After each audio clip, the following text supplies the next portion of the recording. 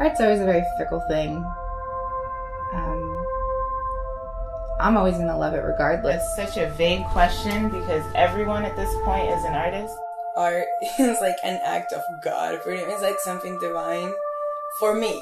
There's definitely a kind of fad about it sometimes. Being in Bed-Stuy, I'm constantly inspired by my environment, the people I live around. Oh, music. Too much music. Writing and filming and acting. There are so many of us in creation. Well, it's energy, you know? Listening to hip-hop, particularly when I'm creating something, it just gives me this energy boost. And being in Brooklyn is just, I mean, it's the center of a lot of that stuff.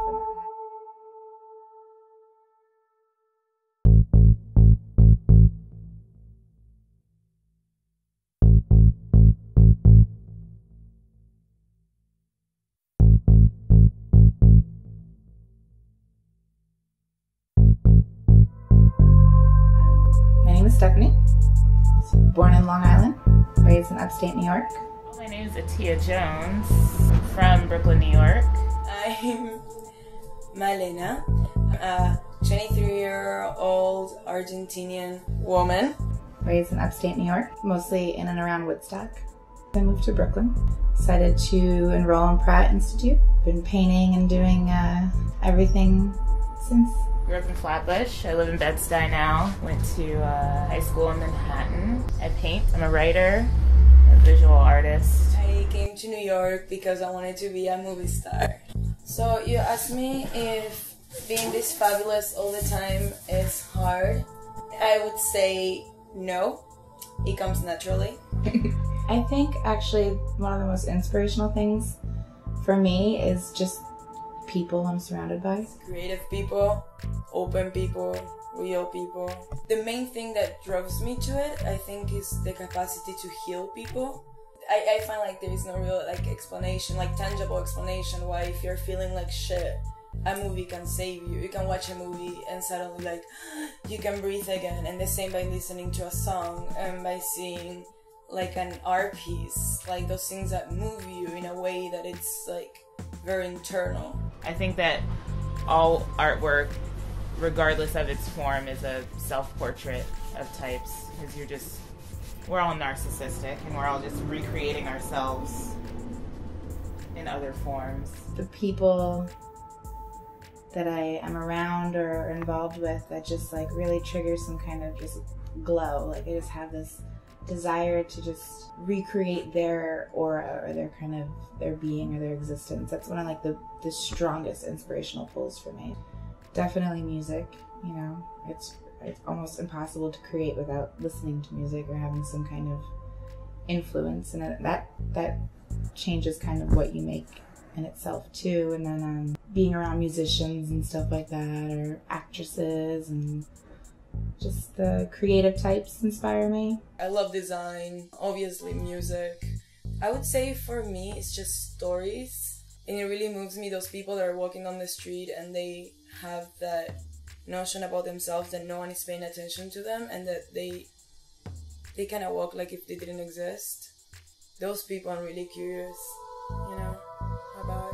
When I first started doing works based off of people that I know or friends that I've had,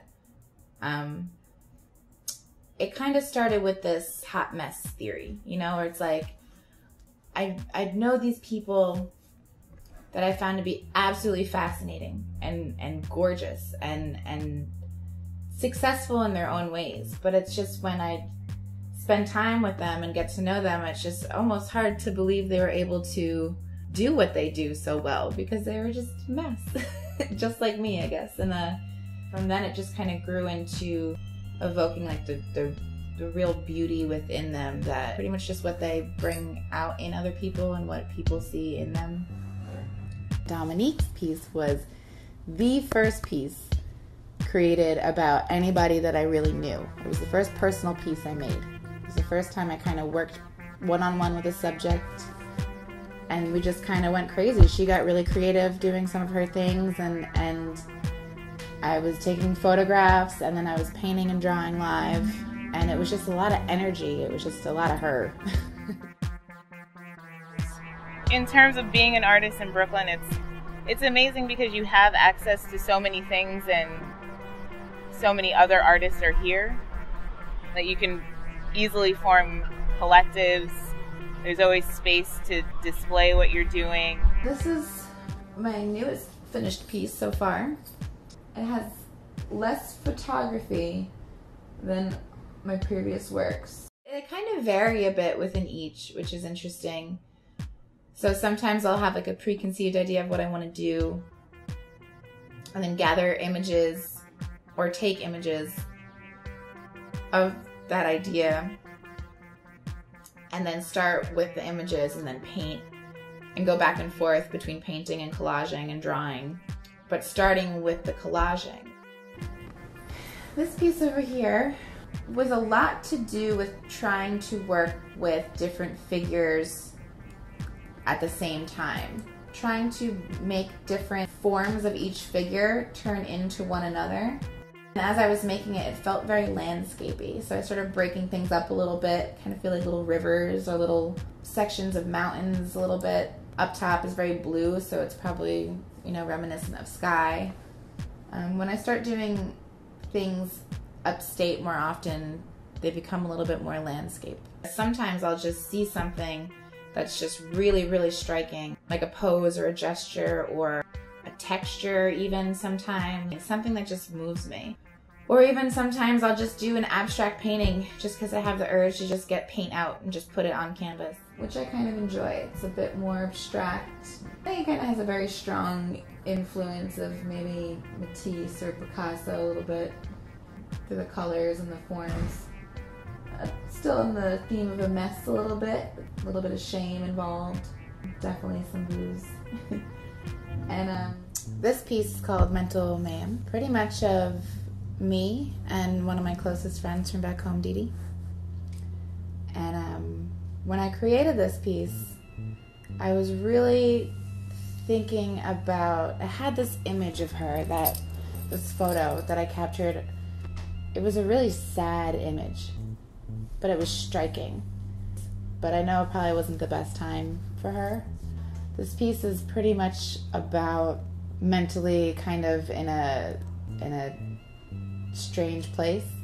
We're kind of intertwined and I'm kind of like holding her or whatever, because I was really thinking about like what a privilege it is to be an artist. Like even if you're in a very bad place or a strange state of mind, like there's something about art that can just make you feel sane again.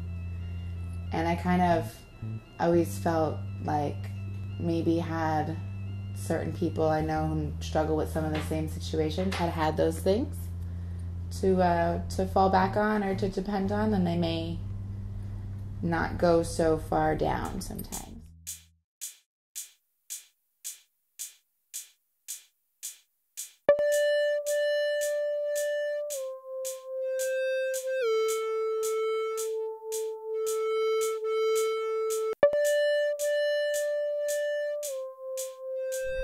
I think there's still a sense of cluelessness almost in Brooklyn, where you're balancing having fun and constantly being in these really tempting environments in terms of like bars and restaurants, and the music scene is live here. There's just a really nice dichotomy of art.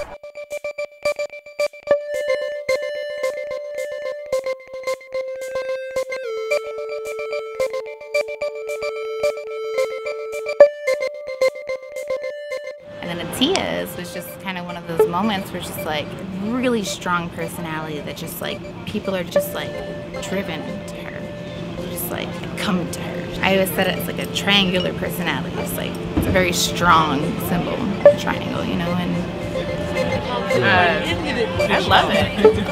I really do love it. And like all of the string work and stuff is from my room. And I had like a huge installation of like all of these strings from my ceiling with all of these words and definitions that I had looked up, and that's what's in it. And then the bottom part is a blog entry that I had written that she printed out and collaged into it. So like my own words and thoughts are in it, and then the words that are coming into my head are things that she never said to me, but it's all just like crazy shit. I love that painting.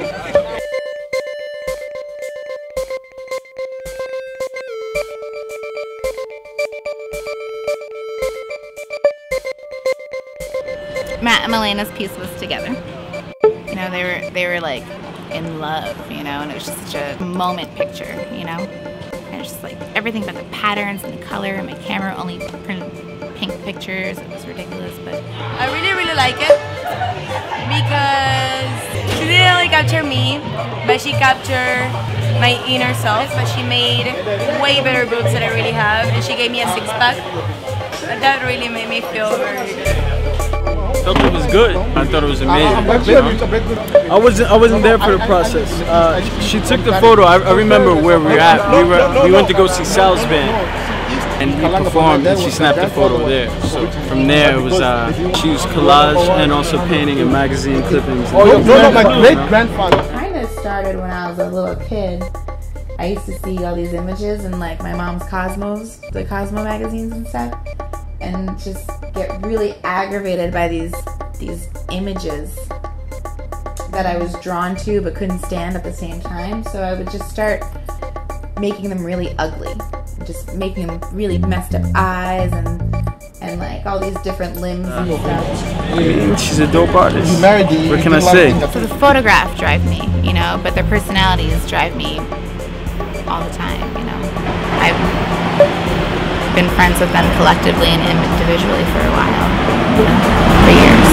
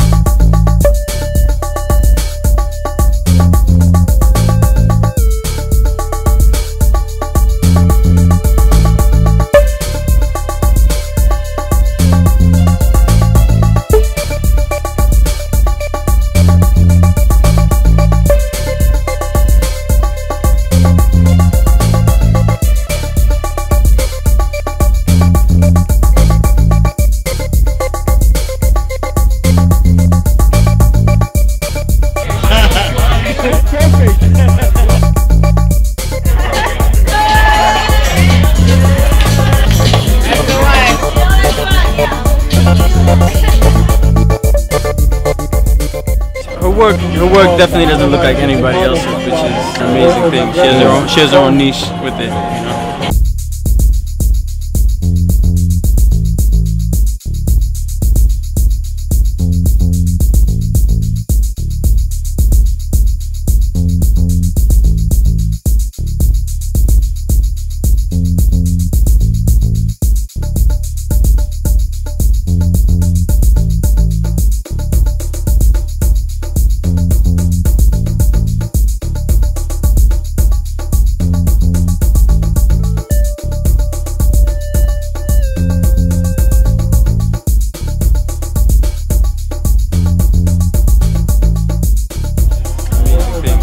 She has her own niche with it, you know.